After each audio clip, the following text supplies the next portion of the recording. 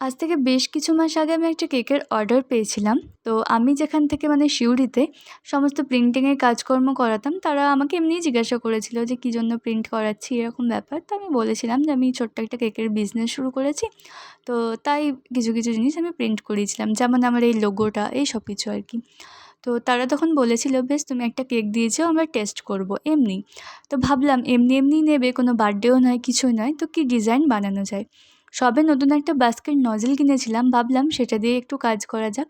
দেন এই ধরনের একটা ডিজাইন কিন্তু আমি বানিয়েছিলাম।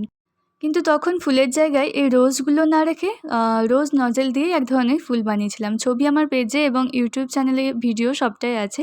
তো এই কেকটা ছিল 3rd টাইম। 2nd টাইমে আমি এই পিঙ্ক কালারের রোজ দিয়ে কালার কম্বিনেশনটা রেখেছিলাম। তবে 3rd টাইম কিছু হোয়াইট ফুলও আমি যোগ করেছিলাম। এই কেকটা বানাতে আমার ভীষণই ভালো লেগেছে, কারণ আমার সবসময় মনে হতো যে এটা যেন আমার নিজেরই ডিজাইন।